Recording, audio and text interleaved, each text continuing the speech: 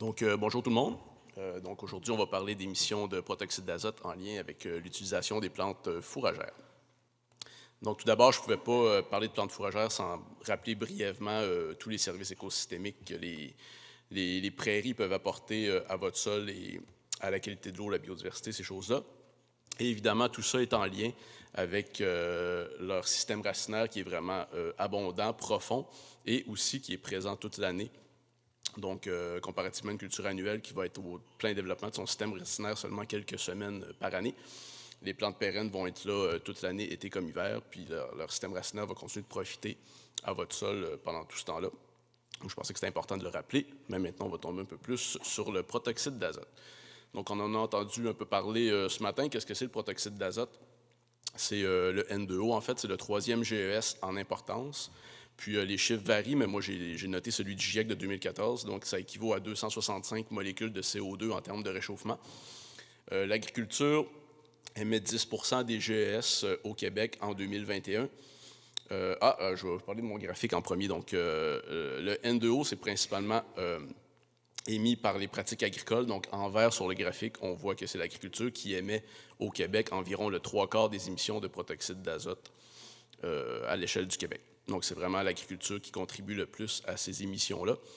Puis, en termes au sein des GES de l'agriculture, le protoxyde d'azote, ça représente 42% des émissions, donc grosso modo 4% des émissions globales du Québec, ce qui est quand même significatif. Puis, 80% de ces émissions-là sont en lien avec la fertilisation du sol, parce qu'on apporte de l'azote au sol.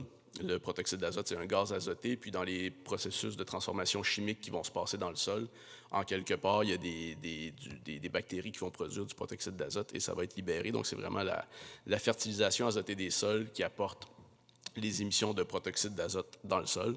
Et ces émissions-là sont en hausse depuis 1990. Les émissions du secteur agricole au Québec, c'est les émissions qui sont le plus en hausse. Il y a plusieurs secteurs qui ont réussi à réduire leurs émissions depuis 1990, donc il y a un beau potentiel de réduire les émissions de GES du secteur agricole en travaillant, entre autres, sur les émissions de protoxyde d'azote du sol. D'où vient le protoxyde d'azote? Donc, comme je le disais, chaque unité d'azote que vous allez apporter à votre sol, que ce soit sous forme d'engrais de synthèse, d'engrais organiques ou même d'engrais verts, vont éventuellement se minéraliser en ammonium. Et dans le processus de nitrification de l'ammonium, qui est la transformation de l'ammonium vers les nitrates, il y a environ 10 à 20% du protoxyde d'azote qui va être émis à ce moment-là. Le protoxyde d'azote, c'est comme un composé intermédiaire entre l'ammonium et le nitrate. Donc ça se fait en sol bien aéré. Et puis, la principale perte de protoxyde d'azote des sols, c'est dans le processus de dénitrification que ça va se passer. Donc, c'est la transformation des nitrates vers l'azote atmosphérique. Et puis, la dénitrification, ça va se faire en sol mal aéré.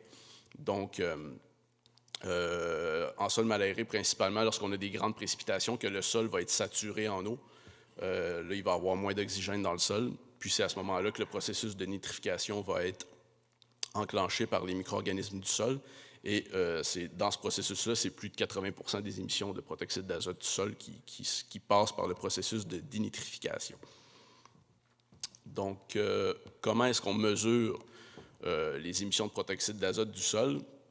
On utilise des chambres statiques, donc c'est un cadre de plexiglas qu'on va entrer dans le sol, puis qui va rester là durant toute la saison. Puis régulièrement, pendant la saison, on va venir mettre un couvercle par-dessus cette boîte-là, un couvercle hermétique, puis là, le gaz qui est émis par le sol va s'accumuler dans le couvercle. Puis, à intervalles réguliers, on va prendre des petites seringues, des échantillons d'air qu'on va mettre dans des petites viales qu'on va analyser au laboratoire. Donc, on peut prendre, par exemple, à chaque 5, 10, 15, 20 minutes, un échantillon d'air, puis là, en voyant la progression du gaz dans la chambre, on est capable de calculer un flux. Donc, un flux d'émissions de protoxyde d'azote, donc une quantité de gaz émis par unité de temps, souvent à l'heure ou par jour. Donc, voilà. Donc, plus concrètement, moi, je travaille sur le projet Permanence, qui est un projet d'Agriculture Canada. C'est un projet à long terme qui a débuté en 2016 et qu'on espère va durer encore plusieurs années. C'est un projet qui compare 6 rotations de cultures qui sont assez typiques des fermes laitières. Donc, il y en a 3. Celles qui sont identifiées par la lettre A, qui sont principalement composés de cultures annuelles. On va revenir à ces codes de lettres-là un peu plus tard dans les résultats, là.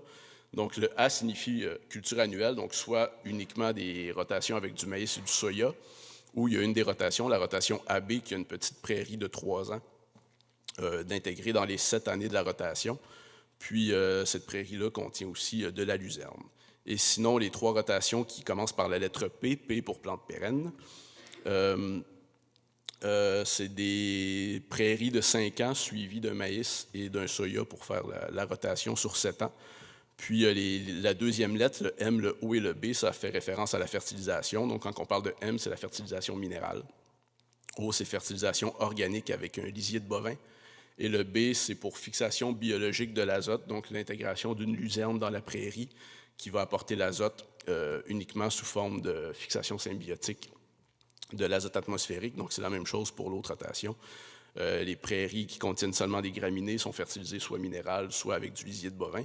Puis, la 6e rotation, on inclut une luzerne dans la rotation, dans la prairie, puis c'est elle qui apporte l'azote. Une année qui est assez critique dans le dispositif, c'est l'année numéro 6, l'année 2021, où on va avoir détruit les prairies à l'automne précédent. Puis, cette année-là, pour essayer d'avoir vraiment l'arrière-effet des 5 années précédentes, on a décidé de mettre un engrais minéral dans le maïs pour tous les traitements. Comme ça, on n'aura pas d'effet de fertilisation, puis on va vraiment être capable de dire les différences observées, c'est le résultat des 5 années précédentes, soit la fertilisation ou la présence de plantes pérennes ou non. Donc, voilà.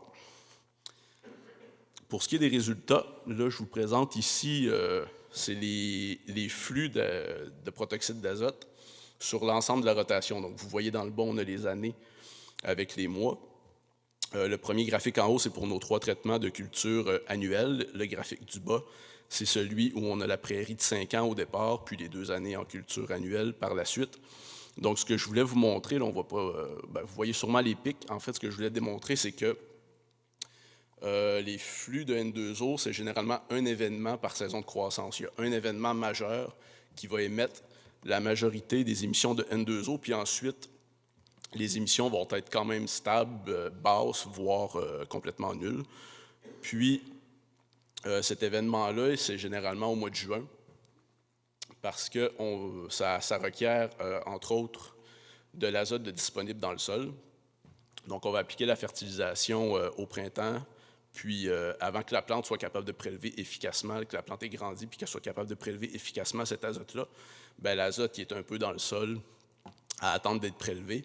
Puis c'est à ce moment-là que les micro-organismes vont pouvoir l'utiliser pour le transformer en N2O. Donc, comme je disais tout à l'heure, ça prend aussi un sol mal aéré, donc ça prend une grosse précipitation.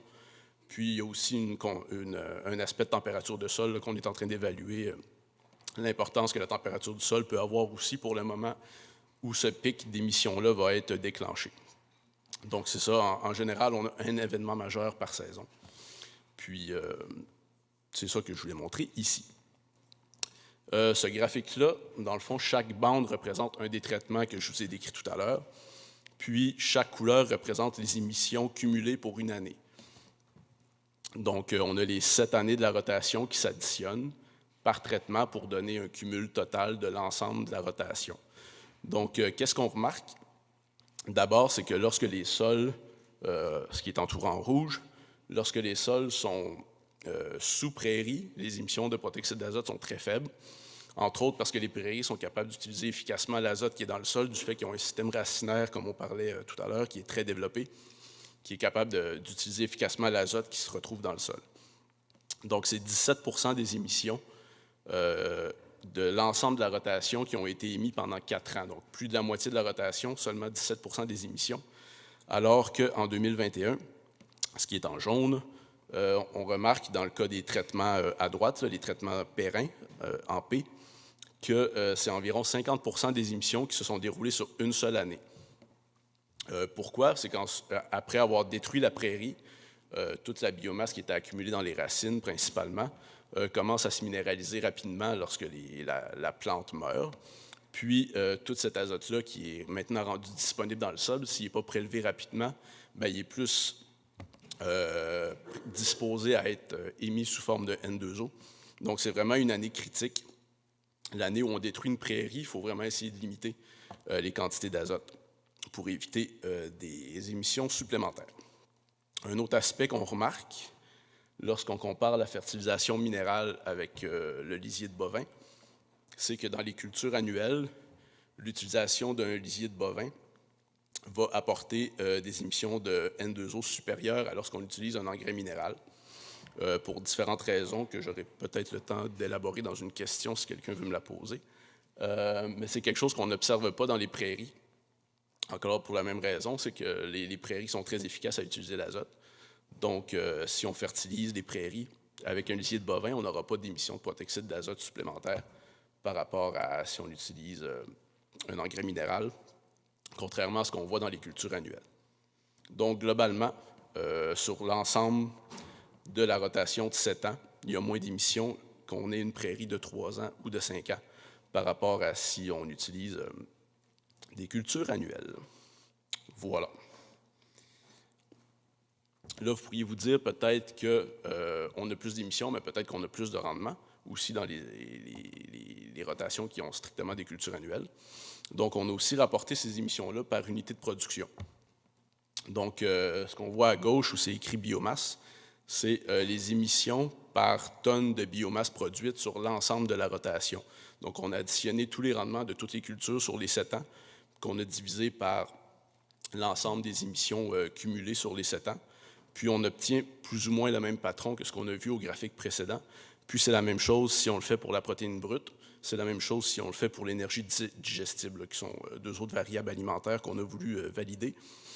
Puis ça, c'est dû au fait que, en fait, sur l'ensemble de la rotation, il n'y a pas eu des très grandes différences de rendement, ni en biomasse, ni en protéines, ni en énergie.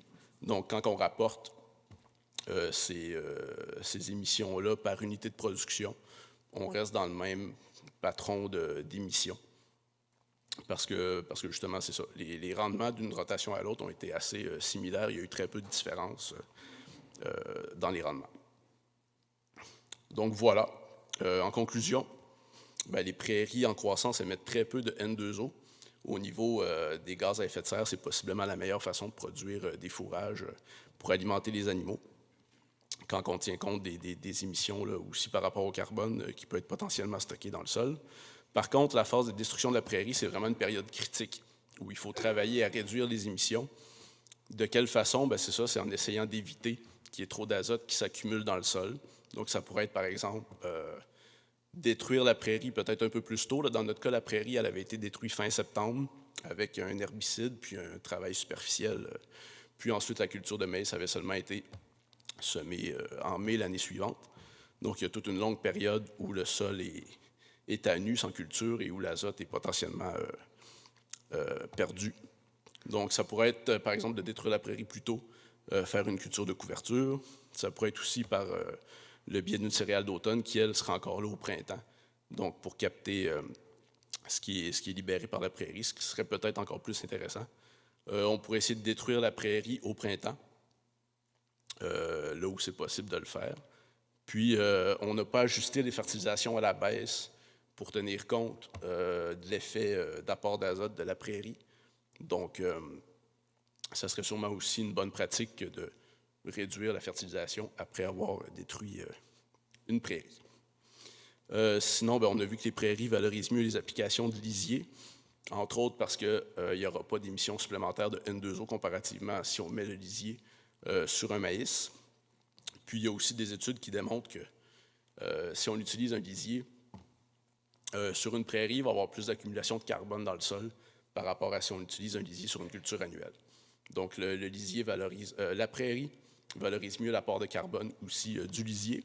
Et finalement, l'ajout de légumineuses dans la prairie, c'est une façon de réduire les besoins en fertilisation. Dans notre rotation, sur l'ensemble de la rotation, où il y avait une prairie de 5 ans avec luzerne, on a utilisé le tiers de la dose d'azote par rapport aux rotations où il y avait seulement des annuelles. Et on a utilisé le 5e de la dose d'azote, donc 20 pardon, par rapport aux prairies avec graminées.